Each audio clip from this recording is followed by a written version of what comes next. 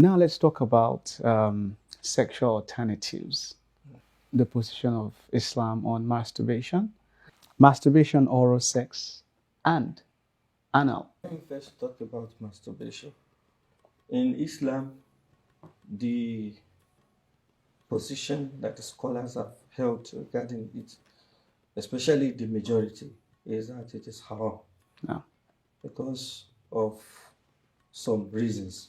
Part of the reasons why the scholars said masturbation is haram is because it can lead to premature ejaculation for men, and it can also lead to addiction for both men and women.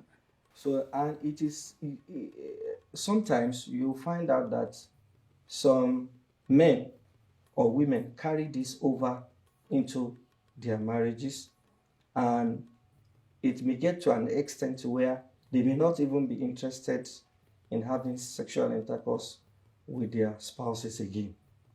They Are just so want to used touch. they are so used to it, and they must do it to get satisfied.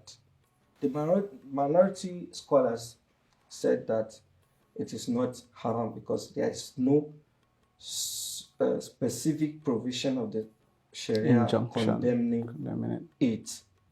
But the majority of the scholars have said that based on the verse of Surah Al-Mu'minun, yes. وَالَّذِينَ هُمْ فُرُوجِهِمْ لِفُرُوجِهِمْ حَافِظُونَ. Part of the ways by which we can protect our private parts from unlawful sexual intercourse is for us to preserve it by not letting it to get destroyed even before marriage. So that verse has been used to say that masturbation is haram. However, we need to understand that for every general rule there are exceptions. There are exceptions. In situations whereby husband and wife are far away from each other, sometimes they may get so tempted to the point of feeling like committing sin. Why can't they fast? Yes, that's an option for them, but sometimes it may go beyond that. In fact, in some cases, when some people fast, that is when they have more sexual urge in the night after breaking the fast. They are energized. Yes, it becomes a bigger problem upon them. So as for those who are yet to get married, they have no business masturbating. In fact, their own is just to continue to fast till they have the financial capacity to get married. But in the case of the married people, yes, it is not bad when husband and wife have chats with each other. Sex, yes, video sexing. Yes, they can do that. However, they also need to be very careful because these days, most of the social media platforms that we use to communicate are not as safe as it is, as we think. As we think it is. So, and I must say this: one of the major causes of masturbation, even in independency of a marriage, is that addiction before marriage. Sheikh, let's move away from masturbation. No. Now, oral sex. No.